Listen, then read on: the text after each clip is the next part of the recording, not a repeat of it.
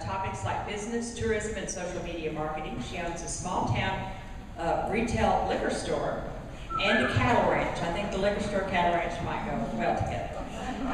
She doesn't just talk about business, entrepreneurship, tourism, and rural issues. She lives them. Becky?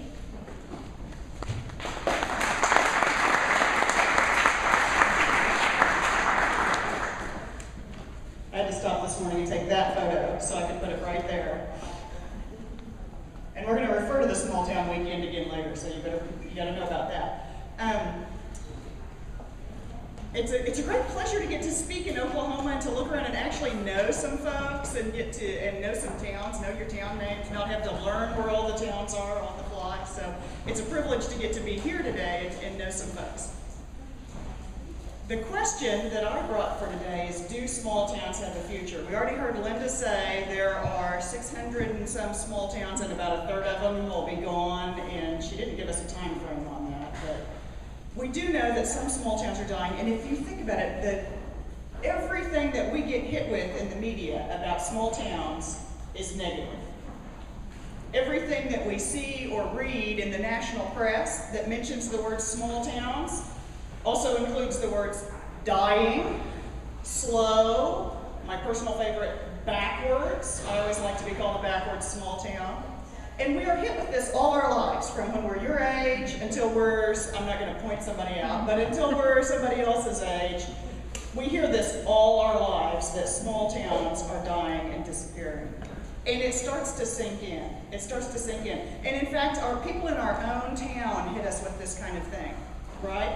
You have had people walk up to you and say, I remember when this town used to have 3 grocery stores, a drive-in theater, and a bar on every corner. Do they not do this to you? What we used to be. And then people say to you, there's nothing to do in this town. You've said it, haven't you? Yes, they've said it. Okay, so we get reinforced with this on our own people. And in fact, I was speaking somewhere and there was a wonderful educator who had just told me about their innovative programs, how they educate. They do online education, distance education all over. They work with their 4th graders, go out and teach iPad skills to people in the community. I mean, this is an awesome school. And he walked up to me after that and said, aren't all small towns dying as part of a natural progression? I said no. I said no because we are essential. Small towns are absolutely critical to the future of our civilization for at least 3 reasons. At least 3. The first is food production. Food and natural resources. With all the advances, we hear about it all the time, urban agriculture, and there's urban gardening, and they're producing all their own foods in cities, and it still only adds up to like 2% of the food amount that they use within the big city. If 90+% of our land in the United States is rural, where does food production happen? Around the small towns, in rural areas. So if we want to eat, I like to eat, if we want to eat, we're going to need small towns in order to have something to eat. So that's the first one. The second one is natural resources. Think about wind, solar, oil, gas, minerals, timber, water supply. Where does all of this come from? Rural. It all comes from rural areas. 90+% of our land is rural. That's where our resources are. In order to produce any natural resources, to have a civilization, we're going to have small towns in order to do that. And the third one is about conservation and recreation. When you want to get away from the big city, which the big city people do want to get away, where do they want to go? They want to go someplace rural. They want to go out into the national forest. They want to get out into recreation areas. What is the base that you use to do that? You have to have small towns to support that. Somebody has to be in charge of the conservation in those areas. Someone has to provide the amenities so you can have that recreation. So for at least those 3 big reasons, small towns have a future. But Linda's right. Some small towns will consolidate and disappear. So it's up to you to make sure that your small town is one of the ones that survives. Now, with all of that negative press, with all of the bad things that we have heard, small towns never really die. Small towns are continuing to thrive and will continue to thrive. Every one of these businesses is based in a small town. Grew up in a small town and is still in a small town. What's the Oklahoma company on the list? Ditch Witch. All right, good job. I love talking in Oklahoma. It's so great. So all of these, did you know those were small town companies? Those are some big powerhouses, aren't they? They all are small town companies. Now, you may be thinking, well, we don't have Winnebago based in our town, but what you really need are your own, locally owned, independent, small town, Main Street businesses. These are the businesses that contribute to your prosperity. These are the businesses that you work with every day, but also if you look at the research from Charles Tolbert from Baylor University, here's what he found. Your locally owned small businesses are associated with higher average income levels, lower poverty rates, lower income inequality, better health indicators like lower death rates from diabetes and other chronic illness. Lots of benefits that come from your locally owned small town Main Street businesses. They make a difference in the prosperity of your community. So, you just don't ever hear about the trends that are in our favor. You don't ever hear about those. So here's what we're going to do today. We're going to talk about the trends that are in our favor because your small town will spend the rest of its life in the future. Your small town will never go back to the past. It will have to spend the rest of its existence in the future. So let's talk about some of those future trends that are influencing what will happen to your small town. And this will be interactive in the spirit of the day. I'm going to make all of this interactive. After each group of megatrend, we will stop and you guys at your table, you will speak to one another. Yes, you will speak to one another and talk about, are there some examples from your town? Just the three of you are going to have to work together. We'll have to see if somebody will adopt this table up here. So we want you all to have a chance to talk about, do you see this in your community? Have you seen it in a neighboring town? Did you hear about it someplace else? And figure out how close the future is to your community. Okay, so those are the things we're going to talk about. The first mega trend is so much for geographic limits. Those lines that somebody drew on a map 150 years ago do not define who you are today or in the future. Now, why not? Think about all the things that have come together to bring us to the point that we're not limited by a city limits drawing. Rural electrification, let's just start there. That was a big boundary buster for us, rural electrification. Telephone cooperatives, getting telephone service out into every small town and every small farmhouse. What about global delivery? Overnight delivery, being able to ship things reliably from your town and to your town. Huge boundary changer. Cellular service, cell phone service, big changer about geographic limits. Internet access completely gives us access to everything in the world from no matter where you are. So everything has changed about geographic limits. The things that used to hold you in are now no longer that big of a barrier. You have access to break all of them. So the first example I'm going to give you is the Missouri Star Quilt Company. Jenny Dunham. Any Jenny Dunham fans in the room? Oh, there we go. See, I knew there would be. So she is in this wonderful small town. What's the town she's in? I've never been there. I just know of her. You just know of her but haven't been there. It's in Missouri. It's a great little town. I remember that her population is 1,809 people in her town. 1,809. Not a big town. They started this business in 2008. This is not an old business. 2008 they started, and they started by buying a quilting machine and going on YouTube and doing demonstrations. Jenny does beautiful demonstrations of quilting techniques for people that are beginners and advanced. Every single day they ship several hundred packages out of that building all over the world. There's that global delivery. Global delivery, internet access have made the difference. This company can do e-commerce all over from right there in their small town of 1,800 people. They now employ 25 people. They're the largest employer in their county. That is pretty cool for a town of 1,800. So there are plenty of examples. This is one of the things you're going to talk about at your table. Are there some examples in your town of somebody that's doing e-commerce and shipping globally or connecting with customers online? The next big trend is about IT. IT is rural sourcing. So previously, a lot of IT contracts went to global suppliers in Malaysia and the Philippines and elsewhere. People have realized that if you take a cost of living index and you set 100, Chicago is 100% of the cost, all right? That's the index right there. What percentage of that cost do you suppose your small town is? The smallest town I could find a number for was Jonesboro, Arkansas, and they're like 115,000 people. Their index was 23% below Chicago. So you are probably even less. So what we're seeing are companies springing up specifically to take advantage of this. There are some in Arkansas, there are some up in Montana, there are companies everywhere taking advantage of that lower cost of doing business. They have internet access, and they can hire local talent, take advantage of our cost of doing business, connect with customers all over. So that's rural sourcing, replacing outsourcing with rural sourcing. Really kind of a terrific trend. We're also seeing individuals, besides big companies, right now, individuals living in your town make their living online. They get all of their jobs online. They're freelancing as graphic artists, as photographers, as designers, as web designers, doing all kinds of creative work, but they're doing it online. That's where they're making all of their connections. A freelancing company called Odesk is a central clearinghouse for those kind of workers. They found that people in towns under population 15,000, actually there are more people per capita in small towns than there are in big cities that are working this way. And those people work more hours. They're making more of their living doing that because for not that huge of a wage is a much bigger wage in a small town. So we're seeing rural people taking advantage of this trend right now.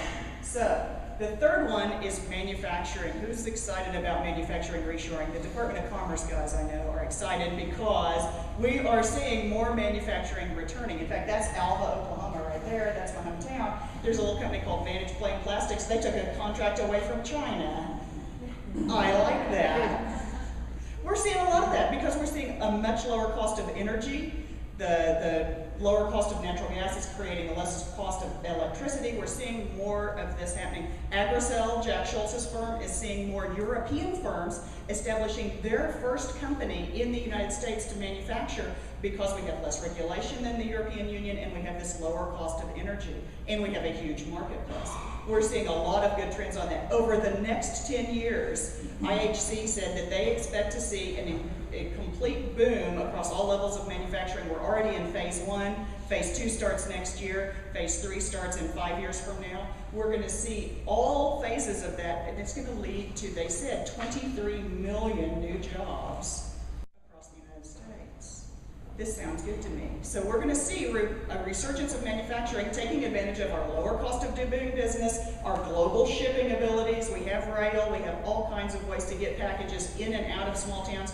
Manufacturing can take advantage of all the things we just talked about that change geographic limits. So those are the first 3 on geographic limits. You now have 3 minutes at your table. That's not very long, is it? 3 minutes. Can you even say hello in 3 minutes? I'm going to give you 3 minutes to do this and to see if you know of an example of an e-commerce business in your town. If you know about rural sourcing, anybody that's making their living online from your community.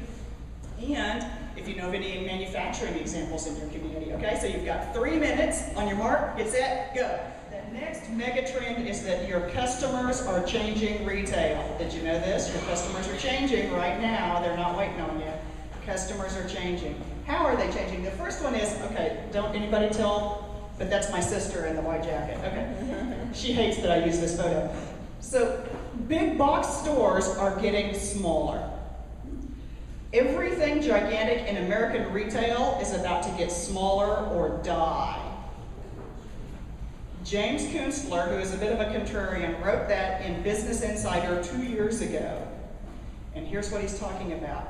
A lot of the same trends that are helping small towns, this ability of immediate global overnight shipping, access to buy things online, and a few other things like the corporate credit market is strangling the big companies.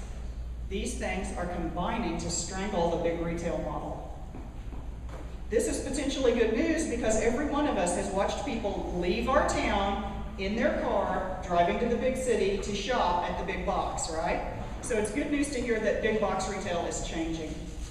Now, we're actually seeing this happen. Charles Wetzel is with the Buxton Group based in Dallas-Fort Worth, and he said that big boxes that are opening in Dallas-Fort Worth right now are already getting smaller, taking a fraction of their former square footage. So it is already starting to happen. He said, quite honestly, people are going back to the customer service days of retail, where the customer feels loved.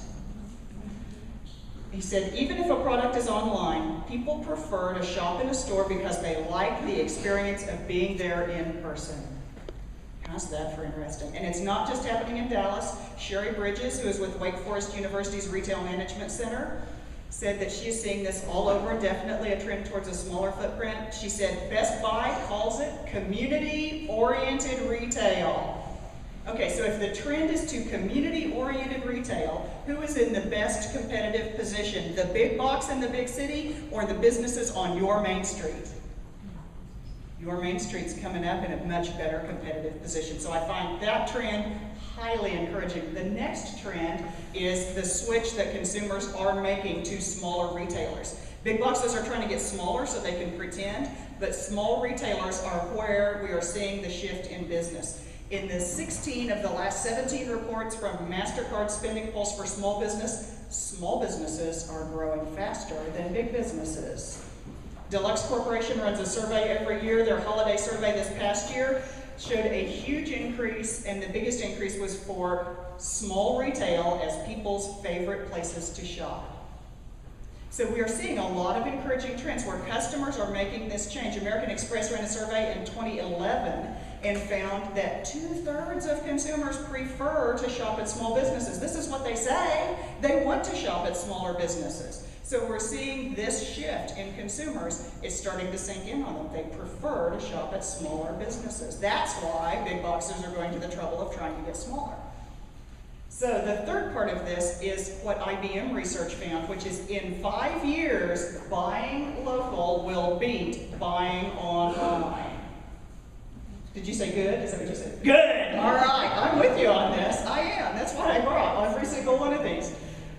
And the way that this is going to work is, of course, it's an IBM thing, so it's about technology. If you could make a retail store as immersive and interesting as a website and as immediate, so that walking into the store you had access to the same kind of information immediately, maybe using your own phone while you're there to learn more about the product, compare it to other places, this kind of immersive shopping experience, and then you get the thing right away, immediately. You don't have to wait on shipping. You don't have to wait for it to show up at your house. You got it. You took it home. It's yours now. That kind of experience is what technology is making possible for all your small town retailers if they'll adopt some technology. I know that's a big if. I get it. I'm a retailer. We've got an iPad on the counter. We're making progress. It's happening. But this is a really interesting trend. 5 years from now, buying local will be buying online in the retailers that move and adapt. Pretty encouraging. Okay, so that was a really quick tour. I'm going to give you just a few minutes. I'm going to give you 3 more minutes to talk about these retail trends. How customers are changing retail. So you've got 3 minutes at your table. On your mark, get set, go. All right, so I have to really hurry because there are 5 more trends and we're out of time. All right, so it's all local. If you didn't know yet, everything is shifting to local. This is the best trend to happen to small towns in the last 1,000 years. I may be exaggerating slightly. All right, first of all, local is really driving the way people purchase now. The message of shop local, buy local has sunk through in people's heads. It has made it through to their brains, and they believe it now. But it's up to the businesses to provide the really cool experience and the wonderful experience that keeps that customer in their store, right? They have to deliver on the promise. So I don't have to tell you that local is really important. Local foods, your farmer's market, locally branded produce, products that are actually labeled with the farm they're grown. Frito-Lay is labeling bags with where the potatoes came from. I'm telling you, local is affecting everything. So we're just going to grant that by fiat and move on. Okay. Travel motivations. I'm going to get this one really short because this is actually like a trends presentation in and of itself. This is from the Condé Nast Traveler Research Center. And it's a list of 6 trends of the way things used to be and the way things are now. So if you want to remember this, you can shoot a photo of it right now and I'll give you the details. You can actually find this also at smallbizsurvival.com. There's a whole article where I break all these down. But think about it this way, just a couple of them. One was people used to check sites off the list, and now they want to find sites off the beaten path. Who in this room has a town that is off the beaten path? All right, we've got off the beaten path covered. People used to be interested in following the guidebooks, and now they want to listen to their friends and fellow travelers. Ooh, that's a good one. Culture used to be the top motivator, and now the top motivator is the need to know, explore, and experiment. Where can you know, explore, and experiment, be immersed in a culture?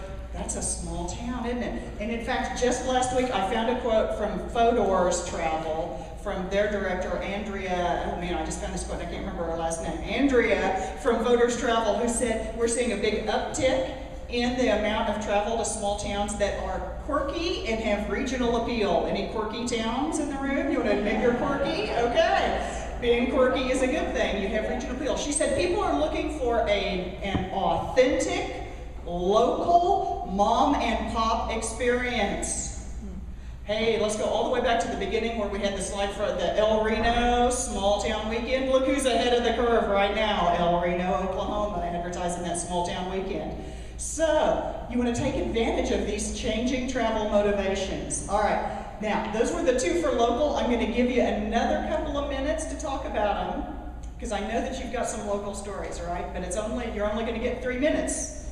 All right, and what I'm going to do is I'm going to put the travel stuff up there because I know you guys want to talk about that too. So I'm going to give you a couple of minutes at your table to talk about these. It goes really quick, doesn't it? It's amazing how fast 3 minutes can go. Okay, so on to the last mega trend.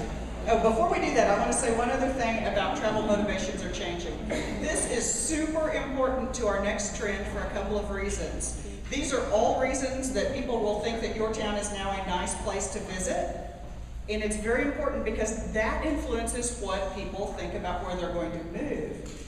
Cynthia Sutton, who's with Oklahoma City Chamber of Commerce, said if people think it's a nice place to visit, then they'll think it's a nice place to live. She was talking about economic development, recruiting headquarters to move to Oklahoma City. I immediately thought about that in reference to this. If people think your town is a nice place to visit, they're going to think it's a nice place to live. And that matters because the next major mega trend is moving back to the future. So what's going on with that? The first thing is you need to know about some research that's going on in Minnesota. Ben Winchester's doing some awesome research in Minnesota. They just held an entire symposium on this because they're seeing it throughout the entire upper Midwest. People who graduate from high school and move away is a long-standing trend. We get that. People go to college, and do they come back or not is a question. What we're seeing is a return trend that is completely changing rural demographics. People reach the age of 30 to 44 and they decide, I have kids, I need to move to a small town so I can raise my kids somewhere that the popsicle index is safe enough. I can send the kids downtown. We say send them down to Rialto to get a Coke and expect to get them back after that.